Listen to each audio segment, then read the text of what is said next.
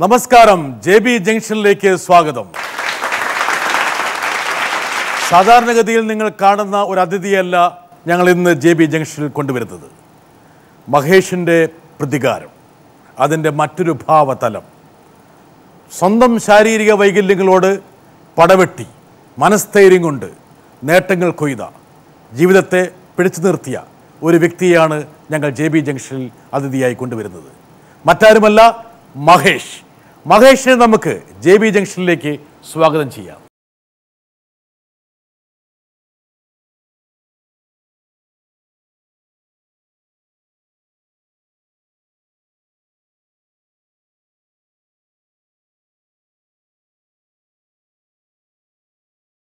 Mahesh, JB ജംഗ്ഷനിലേക്ക് സ്വാഗതം. സന്തോഷം sir. സാധാരണ ഇതുപോലൊരു സോഫയിലാണ് എൻ്റെ അതിഥി ഇരിക്കാറ്. അതെ അതെ. ഇന്ന് താങ്കൾ അല്പം ഉയരത്തിലാണ് ഇരിക്കുന്നത്. എനിക്ക് സന്തോഷമുണ്ട്. Okay okay. താങ്കൾ നിലത്ത് ഇരിക്കേണ്ട ഒരാൾ താങ്കളുടെ മനസ്സിൻ്റെ ആ നിശ്ചയദാർഢ്യം കൊണ്ടാണ് താങ്കൾ ഇപ്പോൾ ഉയരത്തിലിരിക്കുന്നത്. ഇതൊരു ഫിഗറേറ്റീവായിട്ട് മാത്രം പറയുന്നതല്ല, യഥാർത്ഥത്തിൽ നിങ്ങൾ ഞങ്ങളുടെയൊക്കെ മനസ്സിൽ വലിയ ഉയരത്തിലാണ് സ്ഥാനം പിടിച്ചിരിക്കുന്നത്. അതുപോലെ തന്നെ സാർ, എനിക്ക് പറയാനുള്ളൊരു കാര്യം, കുറേ മഹാരഥന്മാരിരുന്ന ഒരു വേദി. ഈ വേദിയിൽ അതേപോലെ ആ മഹാരഥന്മാരെ വെള്ളം കൊടുപ്പിക്കുന്ന ചോദ്യങ്ങളുമായി വരുന്ന അങ്ങയുടെ മുന്നിൽ എനിക്ക് എത്താൻ പറ്റിയത് തന്നെ വലിയൊരു ഭാഗ്യമാണ്. ഞാൻ മഹേഷിന് വെള്ളം നല്ല ജ്യൂസ് തരാൻ വേണ്ടി. Thank you sir. മഹേഷിനെ കുറിച്ച് ഞാൻ പല സ്ഥലങ്ങളിലും വായിച്ചു, പല ആൾക്കാരും മഹേഷിനെ കുറിച്ച് പറഞ്ഞു. എന്തിനേറെ എൻ്റെ ഒരു സുഹൃത്ത് ബഹ്റയിൽ നിന്ന് ഒരു കലാകാരി കൂടിയാണ്. അവരുടെ അടുത്ത് പറഞ്ഞു, സർ നിങ്ങൾ മഹേഷിനെ JB ജംഗ്ഷനിൽ കൊണ്ടുവരണം. നിങ്ങളുടെ സാധാരണ സ്ഥിരം ചേരുവകളുമായി ബന്ധപ്പെടുന്നൊരു വ്യക്തി അല്ലെങ്കിൽ കൂടി അത് സമൂഹത്തിനൊരു മാതൃക അല്ലെങ്കിൽ ഒരു പാഠമെന്ന നിലയ്ക്ക് അദ്ദേഹത്തിൻ്റെ സാന്നിധ്യം നിങ്ങൾ JB ജംഗ്ഷനിൽ ഉറപ്പിക്കണമെന്ന് പറഞ്ഞു. ഞാൻ ആ കൊടുത്ത വാക്കിപ്പോൾ പാലിക്കുകയാണ്. മഹേഷ്, അത് മാത്രമല്ല ഞങ്ങൾക്ക് തന്നെ സന്തോഷമുണ്ട്. ഇങ്ങനെയുള്ള റോൾ മോഡൽസിനെയാണ് നമുക്ക് JB ജംഗ്ഷനിൽ വേണ്ടത്. തീർച്ചയായും സാർ, ഞാനത് പലപ്പോഴും ആലോചിക്കാറുണ്ട്. ഇപ്പോൾ നമ്മളെപ്പോലുള്ള ആൾക്കാരുകളെ പ്രമോട്ട് ചെയ്യാൻ ഇങ്ങനൊരു വേദി വളരെ വളരെ വളരെ നല്ലതാണ് ശരിക്കും പറയാൻ വെച്ചിട്ടുണ്ടെങ്കിൽ. കാരണം എന്നെപ്പോലെ ആയിരക്കണക്കിന് ആൾക്കാരുണ്ട്. ഇപ്പോൾ ഇതിൻ്റെ ഡിസീസിൻ്റെ പേര് തന്നെ സ്പൈനോ മസ്കുലർ അട്രോഫി എന്നാണ് ശരിക്കും പറയാൻ വെച്ചാൽ. ഈ ഡിസീസുള്ള അനവധി പേരുണ്ട്. ഇതിൻ്റെ ഒരു പ്രശ്നം എന്താണെന്ന് വെച്ചിട്ടുണ്ടെങ്കിൽ നമുക്ക് നമ്മുടെ കൈയും കാലും തളരും. ശരിക്കും ഞാൻ 80% ഹാൻഡിക്യാപ്ഡ് ആണ്.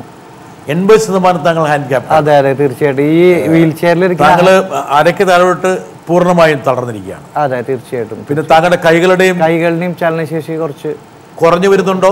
ഇല്ല, അതൊരു സ്റ്റേജ് വരെ ഉണ്ടായിരുന്നു, ഒരു 27 വയസ്സ് വരെ ഉണ്ടായിരുന്നു. പിന്നീട് അതിനുശേഷം പിന്നെ കുഴപ്പമൊന്നും ഉണ്ടായിട്ടില്ല. ഇതിൽ ഏറ്റവും സങ്കടകരമായ ഒരു കാര്യം, ഞാൻ നിങ്ങളെക്കുറിച്ച് വായിച്ചപ്പോൾ നിങ്ങൾ നമ്മളെപ്പോലെയൊക്കെ ചെറുപ്പകാലത്ത് ബാല്യത്തിൽ പാറി പറന്ന ഒരാളാണ്. തീർച്ചയായിട്ടും. ഓടി നടന്ന ഒരാളാണ്. 16 വയസ്സ് വരെ. എവിടെയായിരുന്നു ഇതിൻ്റെ ഒരു മാറ്റം കണ്ടത്? മറ്റും ഒരു 8ാം ക്ലാസ് 9ാം ക്ലാസ് ഒക്കെ പഠിക്കുന്ന സമയത്ത് 12-13 ടീനേജിന്റെ ആ തീഷ്ണത ആ സമയത്താണ്. ഏറ്റവും കൂടുതൽ പറക്കേണ്ട ഒരു സമയത്താണ് താങ്കൾ ഇങ്ങനെ ചുരുങ്ങിയത്. തീർച്ചയായിട്ടും തീർച്ചയായിട്ടും. നോക്ക്, നിങ്ങളുടെ പഴയ പടങ്ങളാണ് അല്ലേ? ഇതിന് മഹേഷിനെ കണ്ടുപിടിക്കാൻ അല്പം വിഷമിക്കുന്നുണ്ട്. ഇല്ല ഇല്ല, അറ്റത്തുനിന്ന് 3ാമത്തെ ആളാണ്. ഇവിടുന്ന് 3ാമത്തെ? അതെ അതെ അതെ, അതാണ് ഞാൻ. എത്രാമത്തെ വയസ്സിലുള്ളതാണ് ഇത്? ഇത് 10ാം ക്ലാസ്സിൽ പഠിക്കുന്ന സമയത്ത്. 10ാം ക്ലാസ്. അന്ന് ഒരു രോഗത്തിന്റെ ആരംഭം ഉണ്ടായിരുന്നു, അതുകൊണ്ടാണ് നല്ലോണം മെലിഞ്ഞിട്ടായിരുന്നു ഞാൻ. ഇന്ന് തുടക്കമായിരുന്നു. അറ്റത്തുള്ള കൃഷ്ണകുമാർ, മറ്റേ ജസ്റ്റിൻ, ഞാൻ, പിന്നെ രമേശ്. ഞങ്ങളുടെ സുഹൃത്തുക്കളായിട്ടുണ്ടോ? ഉണ്ട് ഉണ്ട് തീർച്ചയായിട്ടും ഉണ്ട് ഉണ്ട്. അപ്പം താങ്കൾ 8ാം ക്ലാസ്സിൽ പഠിക്കുമ്പോഴാണ് തുടങ്ങിയത്? അതെ അതെ. ഒരു വേദനയായിരുന്നു? അതെ അതെ അതെ തീർച്ചയായിട്ടും. അത് വെച്ചിട്ടുണ്ടെങ്കിൽ അന്നത്തെ കാലത്ത് നമുക്ക് ഓടാൻ പറ്റാണ്ടാവുക, നല്ല സ്പീഡിൽ ഓടിക്കഴിയുമ്പോൾ നമ്മൾ വീഴും, കാലിൻ്റെ ഉപ്പിറ്റി പൊന്തി വരിക എന്നുള്ളതാണ് തുടക്കം ഉണ്ടായിരുന്നത്. അപ്പോൾ വരയായിരുന്നു എനിക്ക് ഏറ്റവും വലിയ, അതായത് ഡ്രോയിങ് ആയിരുന്നു എൻ്റെ പാഷൻ. അതായിരുന്നു അന്ന് പണ്ടേ തന്നെ വരയായിരുന്നു. താങ്കൾ വളരെ ചെറിയ വയസ്സിൽ തന്നെ വരച്ചു തുടങ്ങിയിരുന്നു. എന്റെയൊക്കെ പോർട്രേറ്റ് വേണമെങ്കിൽ വരയ്ക്കുക പെട്ടെന്ന്? തീർച്ചയായിട്ടും ഞാൻ വരച്ച് കൊണ്ടുവന്നുണ്ട് സാർ. ആണോ? സാറിന് വേണ്ടി ഞാൻ അങ്ങയുടെ പടം തന്നെ വരച്ചു. വളരെയധികം നന്ദി മഹേഷ്, സന്തോഷമുണ്ട്. വളരെ നന്നായിരിക്കണം. പക്ഷെ അത് കൈകൊണ്ടല്ല എന്ന് മാത്രം. അപ്പൊ ഞാൻ കമ്പ്യൂട്ടറിലാണ് വരച്ചത്. കമ്പ്യൂട്ടറിൽ ഇന്ന് അതിനുള്ള കുറെ സോഫ്റ്റ്വെയർസ് ഉണ്ട്. ഇപ്പൊ കോറൽ പെയിന്റർ എന്ന് പറയുന്ന സംഗതിയൊക്കെ ഉണ്ട്. നമ്മളെ പോസ്റ്റർ ഡിസൈനിങ്ങൊക്കെ ഉപയോഗിക്കുന്ന കുറെ സാധനങ്ങളാണ്. അപ്പോൾ അങ്ങനെ നമുക്ക് വരയ്ക്കാൻ പറ്റും. ഇപ്പം മഹേഷിൻ്റെ തുടക്കത്തിൽ രോഗത്തിൻ്റെ ആരംഭഘട്ടം എനിക്കൊന്ന് മഹേഷിനേക്കാൾ കൂടുതൽ വേദനിച്ചിട്ടുണ്ടാകുക മഹേഷിൻ്റെ അച്ഛനും അമ്മയായിരിക്കാം. തീർച്ചയായിട്ടും അല്ലേ? പക്ഷെ മഹേഷിന് അതിൻ്റെ ഗൗരവം ബോധ്യപ്പെട്ടിട്ടുണ്ടാവില്ല. ഒരു മകൻ്റെ വേദനയെ ഏറ്റവും കൂടുതൽ ഉൾക്കൊള്ളാൻ കഴിയുന്നത് അച്ഛനും അമ്മയ്ക്കായിരിക്കും. ഞാൻ ഒരാളെ കൊണ്ടുവരാം, നോക്കട്ടെ എന്താ പറയുന്നത്. ചെറുപ്പത്തിലെ കളിക്കാനും പഠിക്കാനും എല്ലാം വളരെ സമർത്ഥനായിരുന്നു. കൂട്ടുകാരൊക്കെ ആയിട്ട് പിന്നെ ഈ നീന്താനും വെള്ളത്തിൽ നീന്തി പോയിരുന്നു. പിന്നീടാണ് ഈ ഒരു 10-15 വയസ്സായി പഠിക്കുകയാണ്. 10ൽ പഠിക്കുന്ന സമയത്താണ് ഈ സൂക്കേട് വന്നത്. അവിടുന്ന് ഇരിഞ്ഞാലക്കുട, തൃശ്ശൂർ, തിരുവനന്തപുരത്ത്, ചിത്രയിൽ വരെ കൊണ്ടുപോയി. അപ്പോൾ അവർ പറഞ്ഞു പിന്നെ ചികിത്സയൊന്നുമില്ല, അതുകൊണ്ട് എക്സസൈസ് മതി എന്നും പറഞ്ഞിട്ട് അങ്ങനെ വിട്ടുപോകുന്നു. അപ്പോൾ വളരെ വിഷമങ്ങൾ തോന്നി. അപ്പോൾ അതൊക്കെ മറികടന്ന് ഇപ്പോൾ വളരെ സന്തോഷം തോന്നുന്നുണ്ട്. അപ്പോൾ അവൻ്റെ അച്ഛൻ എന്നുള്ള നിലയ്ക്ക് എനിക്ക് വളരെ സന്തോഷം, അഭിമാനവും ഉണ്ട്. മഹേഷിൻ്റെ അച്ഛനാണ്. വളരെ സാധാരണ കുടുംബം, വേണമെങ്കിൽ നിർധന കുടുംബം എന്ന് പറയാവുന്ന, അധ്വാനിച്ച് ജീവിതം പുലർത്തേണ്ട ഒരു ബാധ്യതയും ഉത്തരവാദിത്വം ഉണ്ടായിരുന്ന ഒരു പിതാവ്. ശ്രീചിത്ര എത്തിയപ്പോഴാണോ ഇത് പറഞ്ഞത് രോഗം ഇതാണ്? അതെ, തീർച്ചയായിട്ടും. ഞാനിപ്പോൾ ഇവിടുന്ന് നമ്മൾ അന്ന് പോകുമ്പോൾ അച്ഛനും അമ്മയ്ക്കും അന്ന് കാലിൻ്റെ ഉപ്പുറ്റി പൊന്തി വരണ ഒരു ഓപ്പറേഷനോടുകൂടി മാറും എന്നുള്ളൊരു ഇതായിരുന്നു ഉണ്ടായിരുന്നത്. അത് തന്നെയായിരുന്നു എനിക്ക് എൻ്റെ പ്രതീക്ഷ. അതായിരുന്നു ഒരു ഓപ്പറേഷൻ, നമ്മളവിടെ പോകണു, ഒരു ഓപ്പറേഷൻ കഴിയണു, തിരിച്ച് വരണു. എനിക്ക് ഫൈനാൻസിൽ പോയി പഠിക്കാനാണ് ഒരു ആഗ്രഹം ഉണ്ടായിരുന്നത് അന്നത്തെ കാലത്ത്. അപ്പോൾ എൻ്റെ ഒരു അമ്മായിയുടെ മകനുണ്ട് ഒരാൾ, അംബുജാക്ഷൻ എന്ന് പറഞ്ഞിട്ട്, അംബുജാക്ഷൻ മേനോൻ. അദ്ദേഹം അവിടെ ഇരിഞ്ഞാലക്കുട വന്നിട്ടുണ്ടെങ്കിൽ അറിയാം, അവിടെ ഒരു സ്റ്റാൻഡേർഡ് ഹോട്ടലുണ്ട്. അദ്ദേഹം കൊച്ചുകോയിന്നായിരുന്നു പറയും. അദ്ദേഹം അമ്മാവനാണ്. അപ്പോൾ അദ്ദേഹത്തിൻ്റെ മകനാണ്. അപ്പോൾ അദ്ദേഹമാണ് നമ്മുടെ ഒരു അന്നത്തെ കാലത്ത് ഒരു മാർഗനിർദ്ദേശം പറഞ്ഞ് നമുക്ക് തരാനൊക്കെ ഉള്ള ആൾ. കുറേ ഫിലിം മാഗസീൻസൊക്കെ വായിക്കും. ആൾക്ക് കലയോട് നല്ലൊരു താല്പര്യമായിരുന്നു.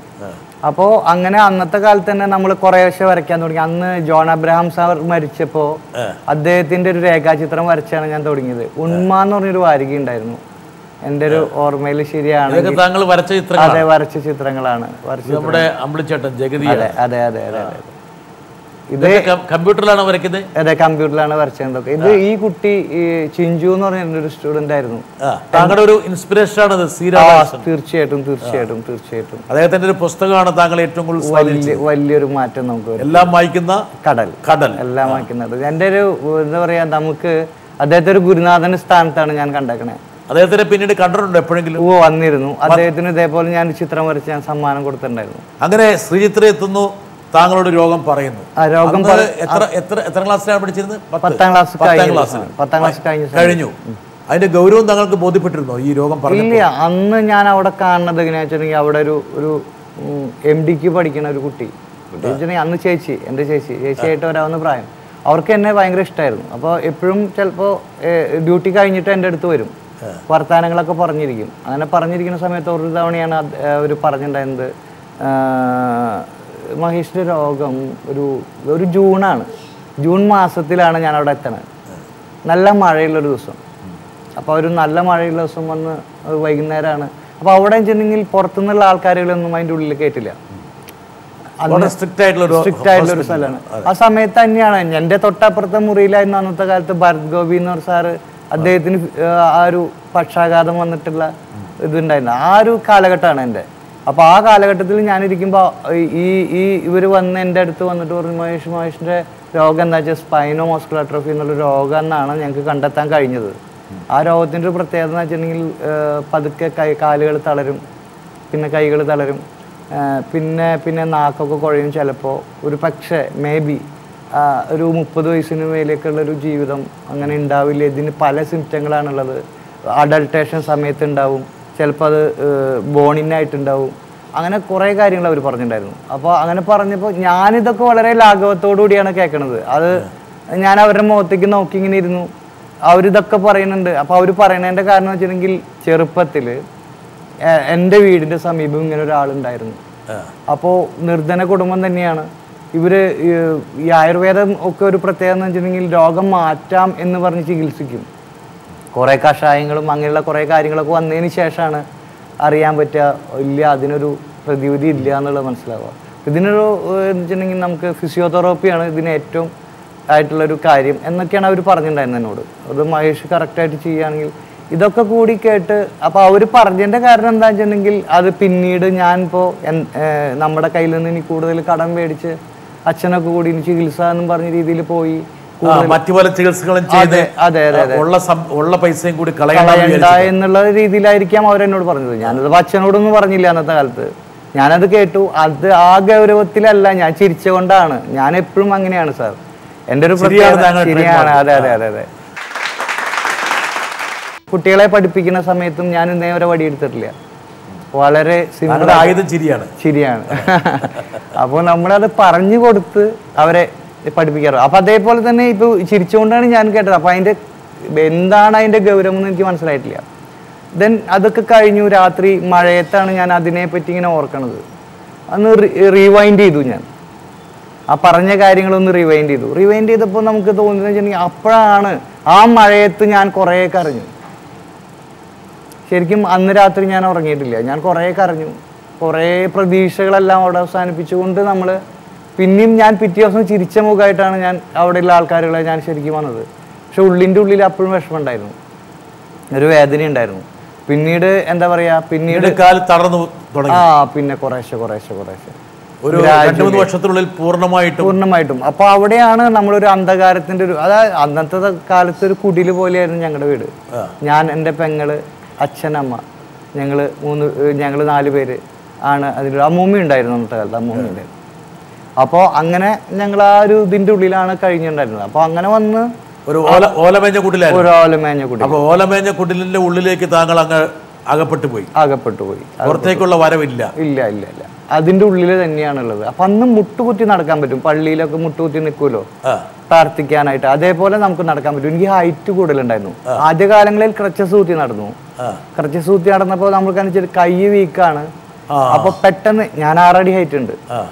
6 അടി ഹൈറ്റ് ഉള്ളതുകൊണ്ട് നമ്മൾ പെട്ടെന്ന് വീഴുമ്പോൾ നമുക്ക് കൈ സപ്പോർട്ട് കൊടുക്കാൻ പറ്റില്ല. അപ്പോൾ മുഖം അടിച്ചൊക്കെ വീഴും. അപ്പോൾ അന്ന് സിസ്റ്ററാണ്, നമ്മളെ പെങ്ങളാണ് അന്ന് കൂടെ നമുക്ക് ഒരു സഹായമായിട്ടുണ്ടായിരുന്നത്. അപ്പോൾ അത് കഴിഞ്ഞ് നമ്മളങ്ങനെ വീടിൻ്റെ സ്റ്റേജ് വന്നപ്പോൾ ഞാൻ തന്നെ പതുക്കെ മുട്ടുകുത്തി നടക്കാൻ തുടങ്ങി. അപ്പോൾ വീടിൻ്റെ ഉള്ളിലൊക്കെ നമുക്ക് അങ്ങനെ നടക്കാം. ആ സെറ്റപ്പിലേക്ക് ഞാൻ വന്നു. അപ്പോൾ അങ്ങനെ വന്ന് കുറച്ച് നാൾ കഴിഞ്ഞു പിന്നെ കാലിൻ്റെ മുട്ട് വളഞ്ഞു. പിന്നെ നടക്കാൻ പറ്റാത്ത അവസ്ഥ തന്നെയായി. മുട്ടുകുത്തി നടക്കാൻ പറ്റാത്ത അവസ്ഥ അല്ല, മുട്ടുകുത്തി നടക്കാം, എനിക്ക് നിൽക്കാൻ പറ്റാത്ത അവസ്ഥയായി. അപ്പൊ പിന്നെ അങ്ങനെയായി ആ സ്റ്റേജിലേക്ക് വന്നു. ഞാൻ ആ സ്റ്റേജിലേക്ക് വരണം 2 വർഷം കൊണ്ട് സംഭവിക്കുകയാണ്. അതെ, 2-3 വർഷങ്ങൾക്കുള്ളിൽ സംഭവിക്കുകയാണ്. അപ്പൊ അവിടെ അങ്ങനെ വന്നിരുന്ന് പിന്നെ നമുക്ക് വേറെ ഗതിയൊന്നുമില്ല. നമ്മള് വെറുതെ ഇങ്ങനെ അതിലിരുന്ന് മഴ കാണുക, വെയില് കാണുക, കുട്ടികളുടെ അതൊക്കെ കാണുക എന്നുള്ളൊരു ഇതല്ലാണ്ട് വേറെ ഒന്നുമില്ല അന്ന സമയത്ത്. അപ്പോഴാണ് നമുക്കൊരു ആശയം തോന്നുന്നത് കുട്ടികൾക്ക് യഥാർത്ഥ ജീവിതം അവസാനിക്കേണ്ട ഒരു ഘട്ടമായി. തീർച്ചയായിട്ടും ഞാൻ മരണം കാത്തിരിക്കുകയാണ് സാർ. അന്ന് ഞാൻ എൻ്റെ ആ മരണത്തെ ഒരു 30 വയസ്സ് എന്നുള്ളത് അത് എയർലി ആവാം ചിലപ്പോൾ എന്നുള്ളൊരു തീരുമാനത്തോടുകൂടി ഞാൻ കാത്തിരിക്കുകയാണ്. മുഴുവൻ ബ്ലാക്ക് ആണ്. പല പ്രതിസന്ധികളിലും മഹേഷ് ഏട്ടനായിരുന്നു എനിക്ക് പ്രചോദനം നൽകിയത്. മഹേഷ് ഏട്ടൻ ആരായിരുന്നു മഹേഷ് ഏട്ടൻ്റെ ജീവിതത്തിൽ പ്രചോദനം നൽകിയത്? ഇത് താങ്കളുടെ സുഹൃത്താണ്, എൻ്റെ മാനേജർ പോലെയാണ് ഇപ്പോൾ. അപ്പോൾ അദ്ദേഹമാണ് നമ്മുടെ മറ്റുള്ള കാര്യങ്ങളൊക്കെ, നമ്മളിപ്പോൾ സൈറ്റിലൊക്കെ പോകുമ്പോൾ കാര്യങ്ങളൊക്കെ ഇദ്ദേഹത്തെ ഏൽപ്പിക്കുക. അപ്പോൾ മഹേഷിനോട് അദ്ദേഹം ചോദിക്കുന്നൊരു ചോദ്യമാണ്, പലപ്പോഴും നിങ്ങൾ ചോദിച്ചിട്ടുണ്ടാവും, എങ്കിൽ പോലും ഈ ചുറ്റും അന്ധകാരം, ഈ പറഞ്ഞ ഓലമേഞ്ഞൊരു കുടിലിൻ്റെ ഉള്ളിലേക്ക് തറയ്ക്കപ്പെടുന്നു, എഴുന്നേറ്റ് നിൽക്കാൻ കഴിയുന്നില്ല, മുട്ടിലെഴയുന്നു, എല്ലാം ശൂന്യത മാത്രം. അവിടെ ജീവിതം വഴിമുട്ടിയെന്ന് താങ്കൾക്ക് ബോധ്യപ്പെട്ടു? തീർച്ചയായിട്ടും. അച്ഛനും അമ്മയ്ക്കും വലിയൊരു ഭാരമായി? ഭാരമെന്ന് പറയാൻ പറ്റില്ല സാർ. കാരണം അവർക്ക് വിഷമമുണ്ട് ഉള്ളിൽ, പക്ഷെ എന്നാലും അത് പുറത്ത് കാണിച്ചിട്ടുണ്ട്. അവർ ആ വിഷമം മുഖത്ത് കാണിച്ചിട്ടില്ല. അവർ തമ്മിൽ സംസാരം ഉണ്ടാവൂലേ, മകനെ ഇങ്ങനെ സംഭവിച്ചത് എന്തുകൊണ്ടാണ്? പല അന്ധവിശ്വാസങ്ങളും വരൂലേ? അന്ധവിശ്വാസങ്ങൾ അങ്ങനത്തെ ഒരു ഫാമിലി അല്ല സാർ. ഒരു കുഴപ്പമുണ്ടായിരുന്നില്ല. അച്ഛൻ ശരിക്കും പറയുക ബേസിക്കലി കർഷകനാണ്. നല്ലവണ്ണം വായിക്കും, ഇപ്പോഴും പുസ്തകങ്ങൾ വായിക്കും, നല്ലവണ്ണം പുസ്തകങ്ങൾ വായിക്കും. ഒരു എന്താ പറയാ, എപ്പോഴും നമുക്ക് കുറെ കാര്യങ്ങൾ പറഞ്ഞു തരുന്ന കൂട്ടത്തിലാണ് അദ്ദേഹം. അപ്പം ആരെയും പഴിക്കാൻ പോയില്ല, ഒരാളെയും ഒന്നും പഴിച്ചിട്ടില്ല. പക്ഷെ അദ്ദേഹം പറഞ്ഞു തരുന്ന കുറെ കാര്യങ്ങളുണ്ട്. അത് കമ്മ്യൂണിസത്തിന്റെ വരവ്, അതേപോലെ തന്നെ ഫ്യൂഡലിസത്തിന്റെ തകർച്ച, അതൊക്കെ തന്നെ നമ്മൾ അദ്ദേഹത്തിൽ നിന്നാണ് നമ്മൾ കുറെ പഠിക്കുന്നത്. സമൂഹത്തിന്റെ ക്രമം മാറിക്കൊണ്ടിരിക്കുന്നതിനെ കുറിച്ച് തീർച്ചയായിട്ടും ആള് ബേസിക്കലി ഒരു കർഷകനാണ്. ഒരു പ്രോഗ്രസീവ് ആയിട്ടുള്ള ഒരു കാഴ്ചപ്പാടിലാണ് അച്ഛൻ മഹേഷിനെ വളർത്തിയത്. അതെ, തീർച്ചയായും. ഒരുപക്ഷെ മഹേഷ് ഈ ശൂന്യതയിലേക്ക് ലയിച്ചു പോകാതിരിക്കുന്നതിനുള്ള പ്രധാനപ്പെട്ട ഒരു കാരണവും ആ ഒരു വ്യക്തതയായിരുന്നു അല്ലേ? അതെ, തീർച്ചയായിട്ടും. അച്ഛന് കിട്ടിയത് അത് അവിടുന്ന് ഒരു എന്താ പറയുക, ആർക്കും വേണ്ടാത്തൊരു ഭൂമിയായിരുന്നു കിട്ടിയിട്ടുണ്ടായിരുന്നു. തലയിൽ മണ്ണ് ചുമന്ന് കൊണ്ടുവന്ന് അതിൽ തെങ്ങ് വച്ചാണ് അച്ഛൻ അത്രയും ആക്കിയത്. ഒരു ആയുസ്സാണ് അച്ഛൻ്റെ ഭൂമി. ഇപ്പോഴും ഞങ്ങളുടെ ഭൂമി അതാണ്. ഒരു ആയുസ്, അച്ഛൻ്റെ ഒരു ആയുസ് അതിൻ്റെ ഉള്ളിലുണ്ട്. അതിനുവേണ്ടി കഷ്ടപ്പെട്ടു ഞങ്ങളെ നോക്കണ പോലെയാണ് അച്ഛൻ തെങ്ങുകളെ നോക്കിയിട്ടുണ്ടായിരുന്നത്. എൻ്റെ പ്രായമാണ് അവിടെയുള്ള ഓരോ തെങ്ങിനും. ഒരിടയ്ക്ക് അച്ഛൻ വിചാരിച്ചു ഈ തെങ്ങൊന്നും കഴിക്കാൻ പോകുന്നില്ല എന്ന്. അങ്ങനെ വിചാരിച്ചോ? അതെയോ അച്ഛൻ അറിയായിരുന്നു മഹേഷ് ഈ ഒരു യാതനയിൽ നിന്ന് പുറത്തേക്ക് വരും, വേറൊരു വ്യക്തിയായിട്ട് ഉരുത്തിരിയുമെന്ന്? ഉണ്ടാവില്ല. വേണമെങ്കിൽ മഹേഷ് വേണമെങ്കിൽ ജീവിതം അവസാനിപ്പിക്കാമായിരുന്നു. തീർച്ചയായിട്ടും. അതിലേക്ക് ഞാൻ വരാം സാർ. അത് അങ്ങനത്തെ ഒരു കാലഘട്ടം നമുക്ക് ഉണ്ടായിരുന്നു. ഞങ്ങളുടെ ഒരു പുതുവാൾ മാഷുണ്ട് ഞങ്ങളുടെ ഗ്രാമത്തിലെ, രാഘവ് പുതുവാൾ എന്ന് പറയും. അദ്ദേഹം ആണെങ്കിൽ വായനയുടെ ഒരു ഇതാണ് ശരിക്കും പറയാൻ വെച്ചാൽ. വായനശാല തുടങ്ങിയത് അദ്ദേഹത്തിൻ്റെ ഒരു നേതൃത്വത്തിലാണ്.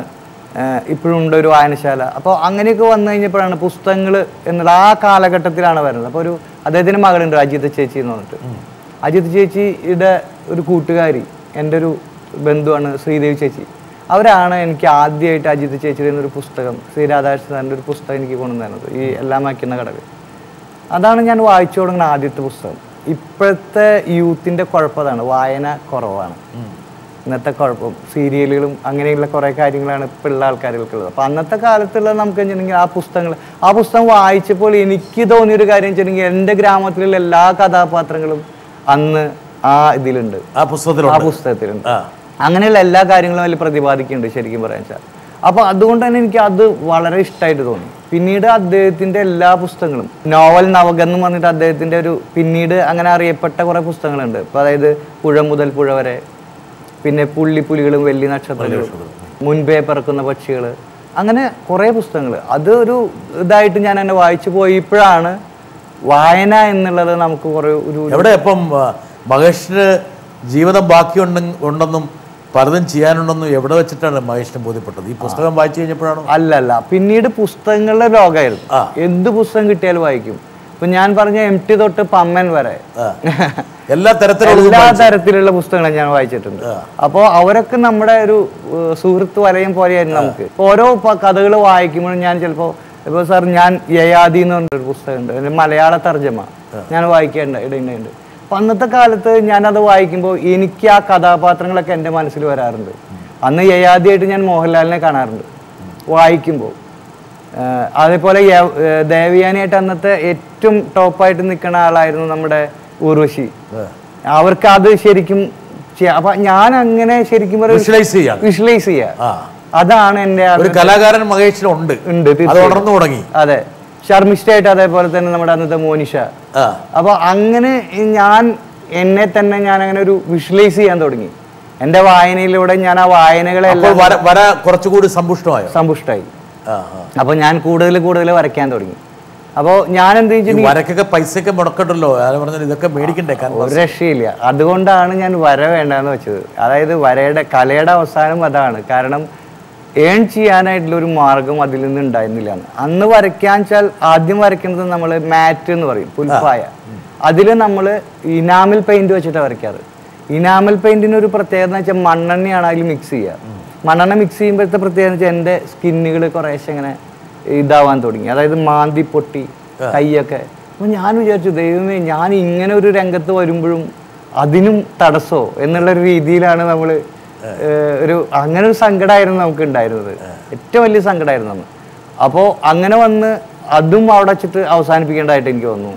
പിന്നെ ഈ പറഞ്ഞ പോലെ പൈസ കൊടുത്ത് വാങ്ങി നമുക്ക് ഇത് ചെയ്യുക എന്നുള്ളത് നമുക്ക് അതൊന്നും അന്ന് പറ്റുന്ന സാഹചര്യമായിരുന്നു. കൂടി സ്കൂൾ കാലഘട്ടത്തിൽ നമ്മൾ ചിരിച്ചു കളിച്ച് നടന്നു. പിന്നീട് താങ്കൾ അസുഖബാധിതനായി.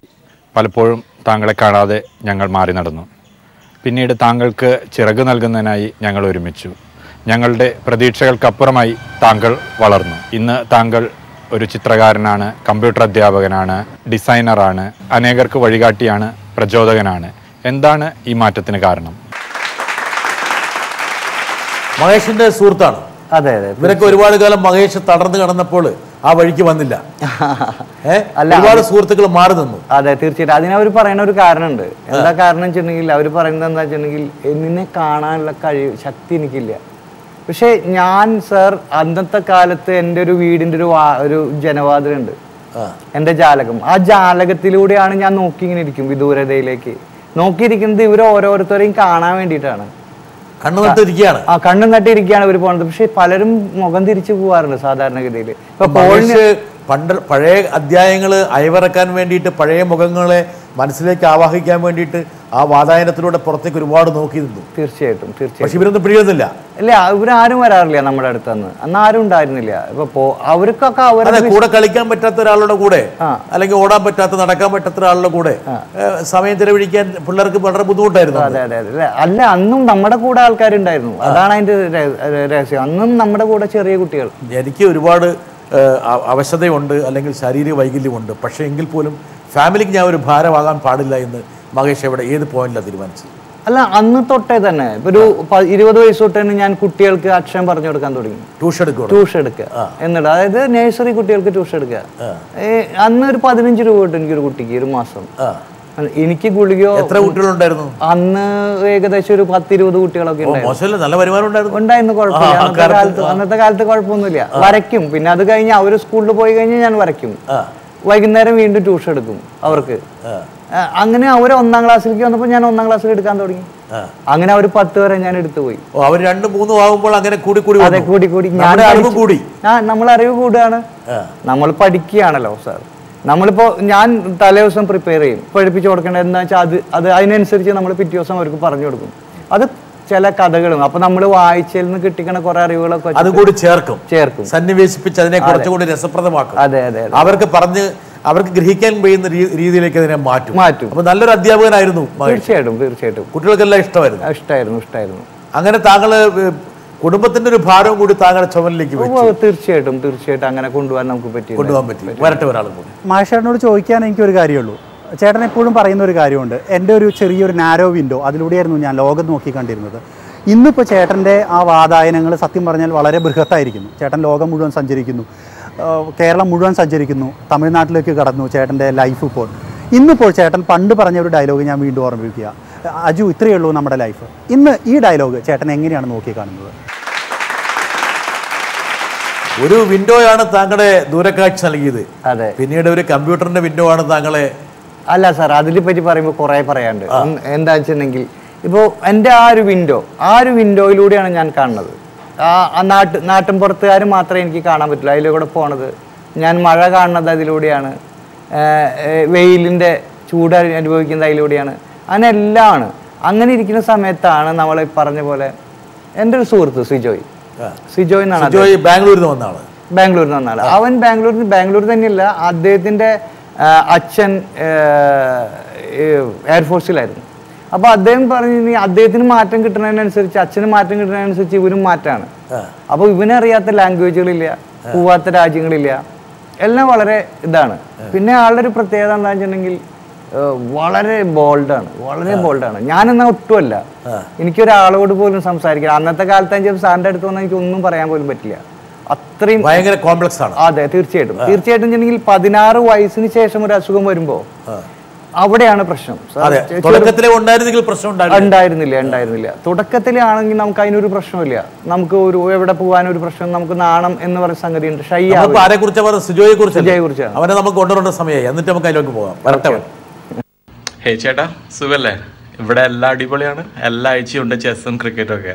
പക്ഷെ ചേട്ടനി നമ്മുടെ ഗ്യാങ്ങിന് തോൽപ്പിന് സുഖമില്ലേ? അത് എവിടെ പോയാലും കിട്ടാറില്ല. I am just kidding.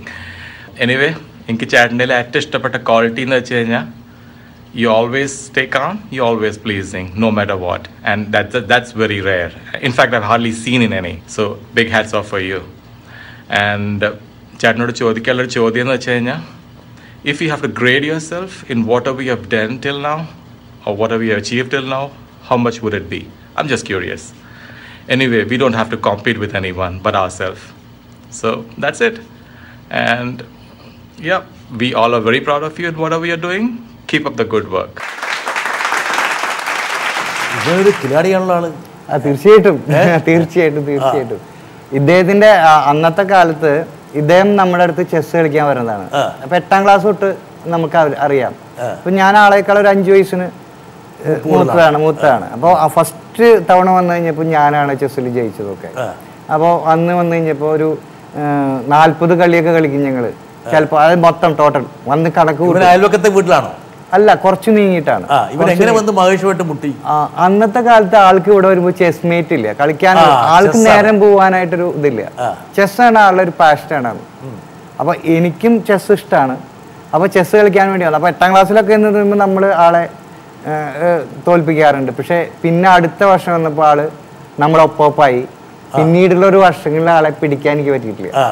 കാരണം അത്രയും ആള് വളർന്നു കഴിഞ്ഞിട്ടുണ്ടായിരുന്നു. പിന്നെ ഭയങ്കര ബോൾഡാണ്. അങ്ങനെ ഒരു പ്രാവശ്യം ഇതേപോലെ തന്നെ വന്നിരിക്കുന്ന സമയത്താണ് ഞാനിങ്ങനെ ആളായിട്ട് സംസാരിക്കുന്നത്. എൻ്റെ ലൈഫിനെ കുറിച്ച് ഞാൻ ആളോട് സംസാരിക്കുന്നത്.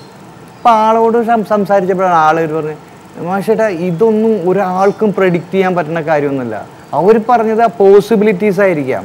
അതിനു വേണ്ടി മാഷേട്ട എന്തിനു കാത്തിരിക്കണം? മഹേഷേൻ്റെ കയ്യിൽ കുറേ സ്കില്ലുകളുണ്ട്. വരയ്ക്കാനുള്ള കഴിവുണ്ട്, വായിച്ച് കുഴപ്പമില്ലാത്ത അറിവുണ്ട്. പിന്നെ എന്തിനു മാഷേട്ട് ഇങ്ങനെ ഒരു ദിക്കിൽ ഒതുങ്ങി കൂടണം?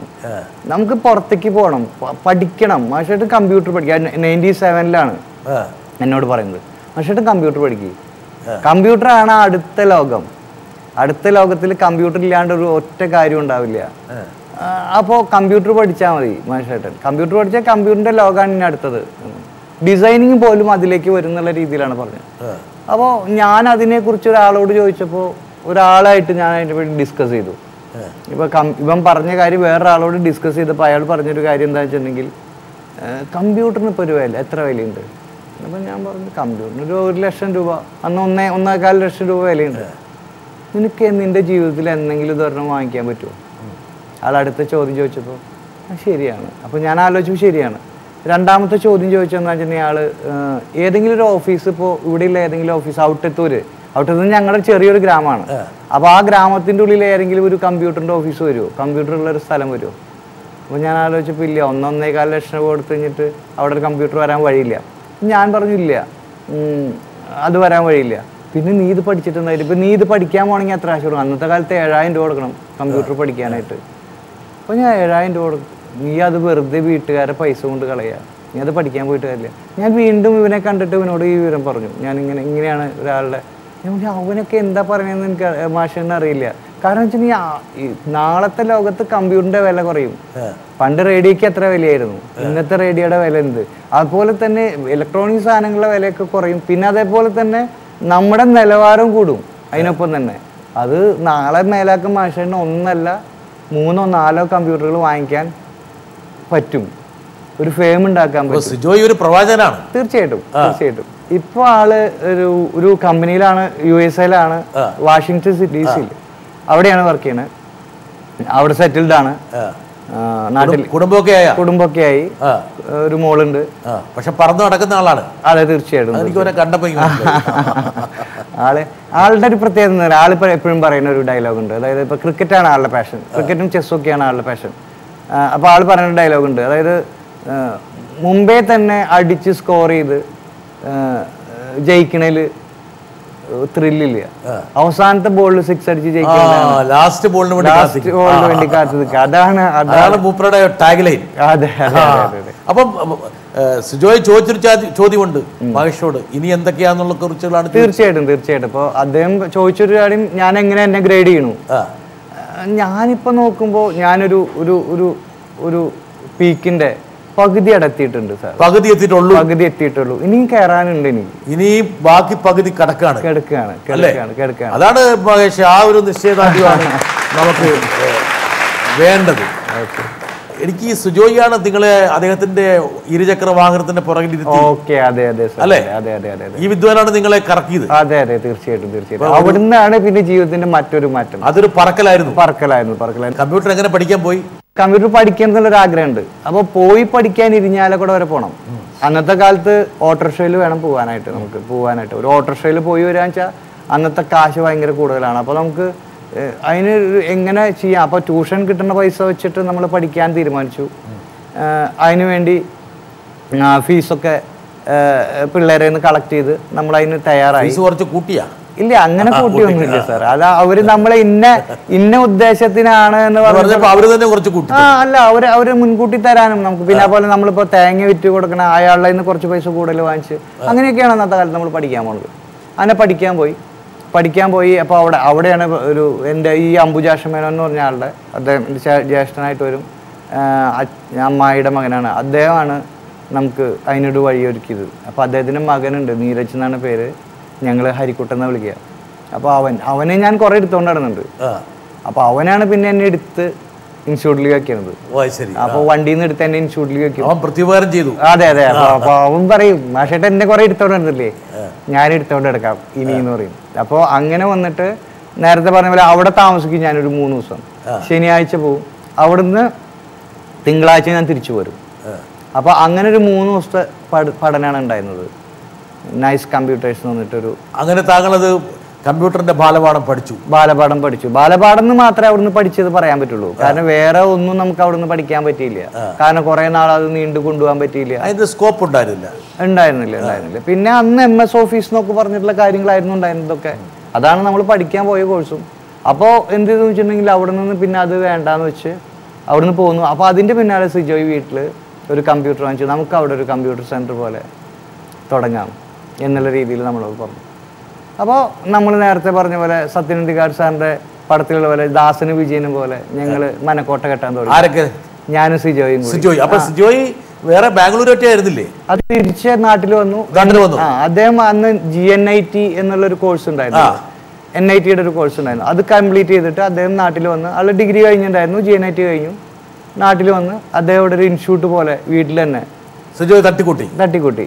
അപ്പോൾ അവിടെ ഞങ്ങൾ രണ്ടുപേരുമാണ് ക്ലാസ് എടുക്കാനുണ്ടായിരുന്നത്. അപ്പോൾ അധ്യാപകനായി വീണ്ടും? അതെ, തീർച്ചയായിട്ടും കമ്പ്യൂട്ടറിന്റെ അധ്യാപകൻ. അപ്പോൾ അതിന്റെ ബേസ് ഒക്കെ അദ്ദേഹം പറഞ്ഞു തന്നു കഴിഞ്ഞിട്ട് പുസ്തകം തരും, നമുക്ക് പുസ്തകം തരും. അപ്പോൾ NITയുടെ പുസ്തകത്തിന്റെ പ്രത്യേകത എന്ന് വെച്ചിട്ടുണ്ടെങ്കിൽ എല്ലാം പിക്ചറൈസ്ഡ് ആണ്. ഓരോ വിൻഡോയും പിക്ചറൈസ്ഡ് ആണ്. നമുക്ക് വളരെ ഈസി ആയിട്ട് പഠിക്കാൻ പറ്റുന്ന ടെക്സ്റ്റാണ് അവരുടെ ടെക്സ്റ്റ്. ലാംഗ്വേജ് മാത്രമേ ഇത്തിരി പ്രോബ്ലം ഉള്ളൂ. കമ്പ്യൂട്ടർ ലാംഗ്വേജ് പഠിക്കാൻ ഇത്തിരി ബുദ്ധിമുട്ടുണ്ട്. അപ്പോൾ അങ്ങനെ വന്ന് അവിടുന്ന് നമ്മൾ നേരെ കമ്പ്യൂട്ടർ പഠിക്കാനും അതിൻ്റെ കൂടെ പഠിപ്പിക്കാനും തുടങ്ങി. അപ്പോൾ സിജോയ് ഒരു വലിയൊരു മാർഗദീപമായിരുന്നു മഹേഷ്. തീർച്ചയായിട്ടും. സിജോയ് അല്ലെങ്കിൽ സുഹൃത്തുക്കളൊന്നും ഇല്ലായിരുന്നെങ്കിൽ ഈ മഹേഷ് ഇങ്ങനെ ഇരിക്കില്ല. ഇല്ല, തീർച്ചയായിട്ടും. ഞാൻ പറയുന്ന വേറൊരു കാര്യമുണ്ട് സാറേ, അവിട്ടത്തൂർ ജനിക്കാൻ പറ്റിയതാണ് എൻ്റെ ഭാഗ്യം. എൻ്റെ ഗ്രാമത്തിൽ ഇത്രയും നല്ല ആൾക്കാരുള്ള ആ ഗ്രാമത്തിന്റെ നൈർമല്യമാണ് മഹേഷിന്റെ വളർച്ചയുടെ കാരണം. തീർച്ചയായിട്ടും. ഒരു സുഹൃത്തിനെ കൊണ്ടുവരാം, വരട്ടെ. മഹേഷ് എന്ന് പറയുമ്പോൾ വളരെ പണ്ട് തൊട്ടേ ഉള്ള ഒരു സുഹൃത്താണ്. അദ്ദേഹം ശരിക്കും പറഞ്ഞു കഴിഞ്ഞാൽ ഈ ഒരു 9ാം ക്ലാസ് വരെയൊക്കെ എണീറ്റ് ശരിക്കും നമ്മളെപ്പോലെ തന്നെ നടന്നിരുന്നതൊക്കെയാണ്. പിന്നെ ഞങ്ങളോട് ക്രിക്കറ്റ് കളിക്കാനൊക്കെ അദ്ദേഹം ഉണ്ടാവാറുണ്ട്. കുറച്ച് നാൾ അദ്ദേഹം അതിൽ നിന്ന് പിന്നെ മാറി വയ്യാത്തൊരവസ്ഥയിലേക്ക് വന്നു. പിന്നെ ആളൊരു റൂമിൽ ശരിക്കും പറഞ്ഞ ഒരു വിൻഡോ, ഒരു ജാലകം മാത്രമായിരുന്നു ശരിക്കും ആൾക്ക് പുറം കാണാനുള്ളൊരു ഇതെന്ന് പറഞ്ഞു കഴിഞ്ഞാൽ ഈ ഒരു ജാലകം മാത്രമായിരുന്നു.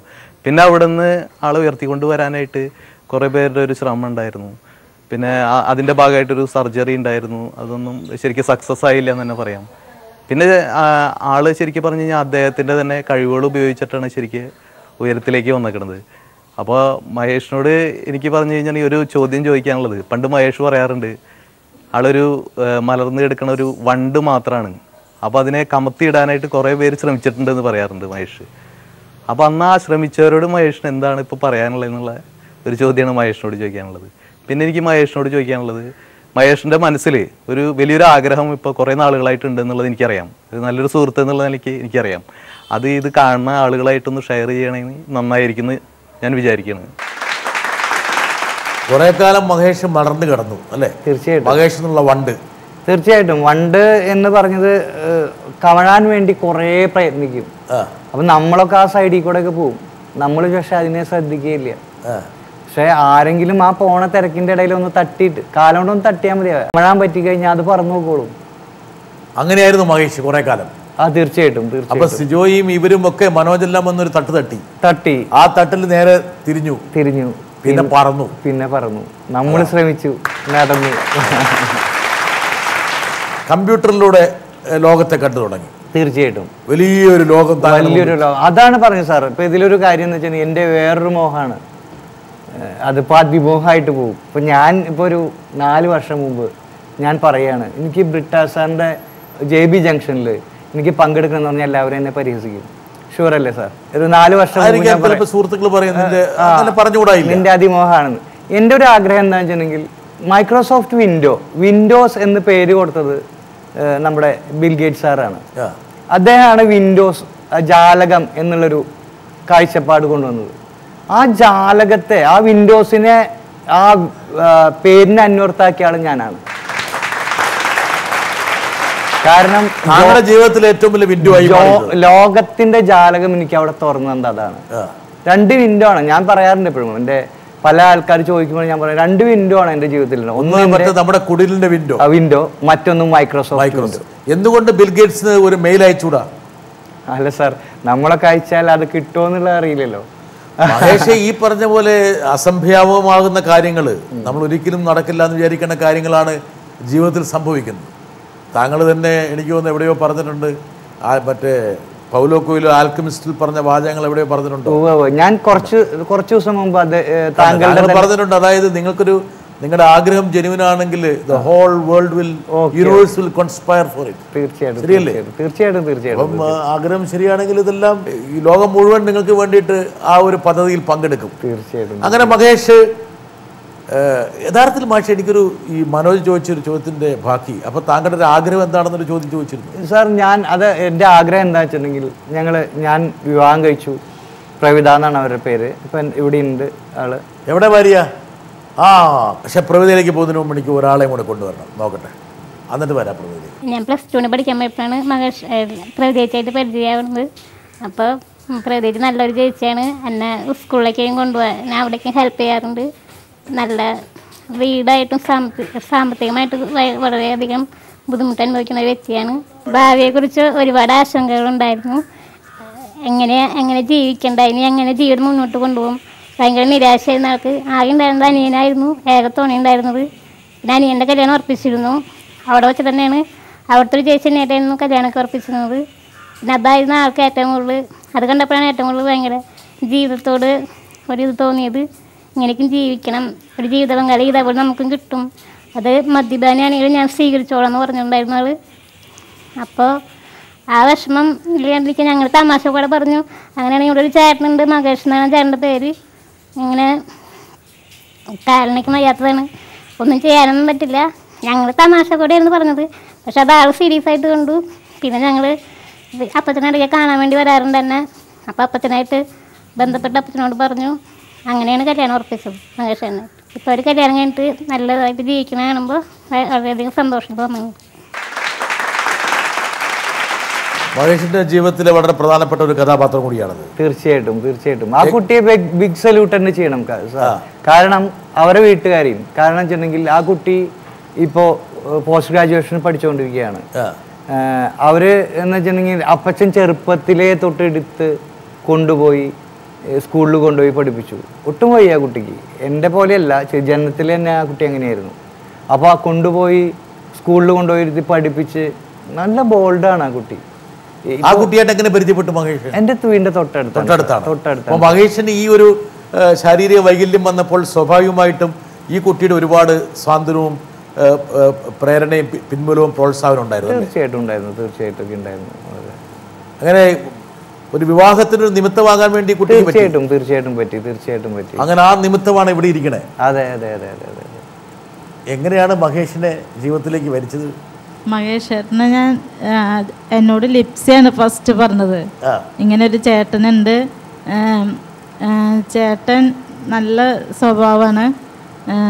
നല്ല സ്വഭാവമാണെന്ന് അന്ന് പറഞ്ഞിരുന്നു, പിന്നീട് മാറിപ്പോയല്ലേ?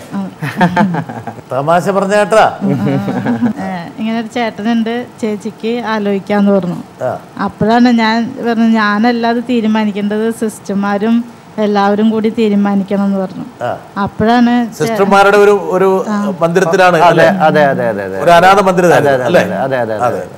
ഈ കുട്ടി തന്നെയാണ് എല്ലാത്തിനും മുൻകൈ എടുത്തത്. അങ്ങനെ സിസ്റ്ററിൻ്റെ അടുത്ത് പറഞ്ഞു, ഈ കുട്ടി മഹേഷേട്ടൻ്റെ ഫോട്ടോ കൊണ്ടുവന്നു. അങ്ങനെ അപ്പച്ചനോട് പറഞ്ഞിട്ട് അതിൻ്റെ ഫോട്ടോ കൊണ്ടുവന്നു. അങ്ങനെയാണ് കണ്ടത്. എൻ്റെ ഫോട്ടോ അങ്ങോട്ടും കൊടുത്തു. അങ്ങനെയാണ് ഈ കല്യാണം നടക്കാൻ നിമിത്തമായത്. അതിൽ ഞാൻ വളരെയധികം എനിക്ക് സന്തോഷമുണ്ട്, നന്ദിയുണ്ട്. ഈ കുട്ടിയുടെ അനാഥത്വം മാറി ആ കുട്ടിക്ക് ഒരു തുണയും കിട്ടി മഹേഷിലൂടെ, അല്ലേ? ഇപ്പോൾ മണികണ്ഠൻ ചോദിച്ച ചോദ്യം സാർ, ഇപ്പോൾ എന്താ വെച്ചാൽ ഞങ്ങളൊരു കുട്ടിയെ അഡോപ്റ്റ് ചെയ്യാനുള്ള ഒരു തീരുമാനത്തിലാണ്. ഒന്നാമത്തെ കാര്യം എന്താ വെച്ചിട്ടുണ്ടെങ്കിൽ ഇവിടെ ഞങ്ങൾ കുറച്ച് നിങ്ങൾ രണ്ടുപേരും കൂടെ വേറൊരു കുട്ടിക്ക് ഒരു ജീവിതം കൊടുക്കാൻ പോവാണ്. തീർച്ചയായിട്ടും അത് നമ്മൾ പ്രോത്സാഹിപ്പിക്കുന്നു. അഡോപ്റ്റ് ചെയ്യുന്ന കാര്യത്തിൽ നമുക്ക് കുറേ നൂലാമാലകൾ ഉണ്ടായിന്. ഇപ്പോൾ നമ്മൾ അതിൻ്റെ ഫൈനൽ സ്റ്റേജിൽ എത്തിയിട്ടുണ്ട്. പക്ഷേ കുട്ടിയെ കണ്ടെത്തുക എന്നുള്ളതാണ് ഇനി ഒരു വലിയൊരു ഇപ്പോൾ കുറേ ആപ്ലിക്കേഷൻസ് ഉണ്ട് എന്ന് പറയുന്നുണ്ട്. അപ്പോൾ അതിൽ നിന്നൊരു കുട്ടിയെ കണ്ടെത്തുക എന്നുള്ളത് തന്നെയാണ്. അപ്പോൾ എൻ്റെ ഒരു പ്രത്യേകത എന്ന് വെച്ചിട്ടുണ്ടെങ്കിൽ ഞങ്ങൾ കൂടുതൽ അതിനെപ്പറ്റി ചിന്തിക്കാതെ എന്താ വെച്ചാൽ ഞാൻ ഡോക്ടറെ കണ്ടിരുന്നു. അപ്പോൾ അവർ പറഞ്ഞിട്ടുണ്ടെങ്കിൽ ജെനറ്റിക് ആണ് ചിലപ്പോൾ ഒരു പക്ഷേ എൻ്റെ രോഗം ജെനറ്റിക് ആവാന്ന് പറഞ്ഞിട്ടുണ്ടായിരുന്നു. അതായത് സ്പൈനോസ്കുലർ അട്രോഫി എന്ന് പറഞ്ഞ രോഗത്തിനൊക്കെ ജെനറ്റിക് ആയിട്ടുള്ള സ്വഭാവം അത് ജനിതകമായിട്ട് വരുന്നതാണ്. അതുകൊണ്ട് മഹേഷിൽ നിന്നൊരു കുട്ടി ഉണ്ടായാൽ അതൊരു പ്രശ്നം എന്നുള്ള അർത്ഥത്തിലാണ്. ആ കുട്ടിക്ക് ആവില്ല, ചിലപ്പോൾ 3-4 തലമുറ കഴിഞ്ഞിട്ടൊക്കെ ആവാൻ വേണമെങ്കിൽ പക്ഷെ ഉണ്ടാവാം.